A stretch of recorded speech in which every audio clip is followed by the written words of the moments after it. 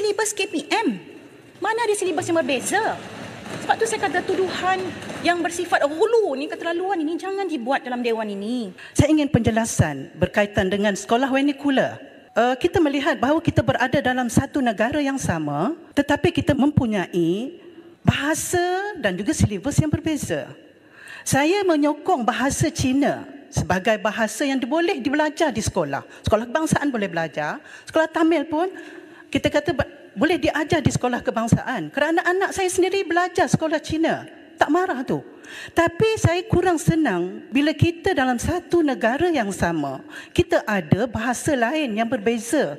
Sains dalam bahasa Cina, dalam bahasa Tamil dan begitulah seterusnya. Kita menggunakan bahasa utama, bahasa pengantar adalah bahasa Melayu. Saya nak pandangan daripada menteri, itu yang pertama. Yang kedua, kita mendengar rungutan daripada ibu bapa nak buka sekolah. Arahan daripada menteri bahawa ada 2 hari pakai pakaian sukan. Ibu bapa kata lebih selesa pakai uniform kerana pelajar-pelajar perempuan lebih bersopan pakai uniform sekolah. Kemudian saya juga ingin penjelasan berkaitan dengan kantin sekolah buka, arahan daripada menteri. Jadi apakah sebenarnya muhasabahnya kerana kita nak mendidik anak-anak, dalam masa yang sama juga kita mahu supaya orang lain pun menghormati juga ibadah kita. Terima kasih. Terima kasih Temerloh. Izinkan saya membuatkan penjelasan sedikit Tuan Speaker kerana saya lihat kekeliruan yang berada di tanggapan Temerloh ni sangat dahsyat kerana beliau tidak memahami apakah yang dinamakan sebagai sekolah vernacular itu. Yang berhormat, sekolah vernacular ini adalah sekolah yang telah pun diiktiraf di bawah Akta Pendidikan, yang mana antara lain adalah untuk memperkukuhkan bahasa ibunda masing-masing di sekolah tersebut. Jadi tidak ada isu langsung bahawa sekolah ini ada masalah ataupun mengikuti silibus yang berbeza. Silibus KPM, mana ada silibus yang berbeza? Sebab tu saya kata tuduhan yang bersifat hulu ni, keterlaluan ini jangan dibuat dalam dewan ini kalau tidak ada fakta. Baik? So silibus sama. Sekolah vernacular adalah untuk mempertahankan bahasa ibunda mereka. Tak ada masalah. Akta Pendidikan benarkan. Keputusan mahkamah baru ini pun benarkan. Tak ada masalah. Baik. Dan berkaitan dengan isu pakaian ini bukan benda yang baru, kita umum.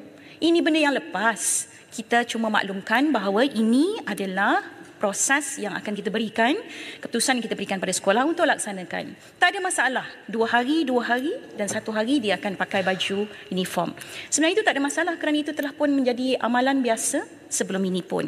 Berkaitan dengan kantin sekolah, yang berhormat kena dengar betul-betul saya punya ucapan ketika saya pergi ke sekolah yang melaksanakan pembukaan kali pertama sekolah tersebut. Saya nak beritahu bahawa ini adalah juga soalan yang lepas. Sebelum ini, tahun lepas juga sudah ditanya bahawa kita sarankan kantin terus dibuka sepanjang Ramadan ini, khususnya bagi sekolah-sekolah yang mempunyai anak yang bukan Islam.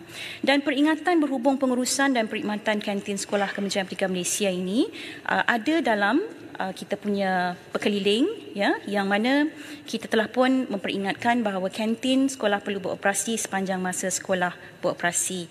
Saya sudah tegaskan bahawa penting proses untuk memahamkan pelajar bukan Islam mengenai ibadah yang dijalani oleh rakan mereka yang beragama Islam dan mereka saling hormat menghormati antara satu sama lain. Saya tidak mahu ada optik anak bukan Islam, anak yang maknanya anak-anak lain yang tidak berpuasa ini makan di dalam store, makan di tempat-tempat yang tidak wajar, sedangkan sekolah semua ada kantin. Jadi mereka harus pergi ke kantin untuk makan dan pelajar-pelajar yang beragama Islam yang berpuasa akan diuruskan oleh guru-guru mereka. Tidak ada masalah langsung dalam pengurusan ini dan yang paling penting adalah untuk membina satu environment ataupun ekosistem dengan izin yang berhormat yang dipertua berkaitan dengan apa yang dinamakan lita'arafu. Ya, saling memahami, saling memperkuat, saling memperkukuh dan saling menghormati antara satu sama lain.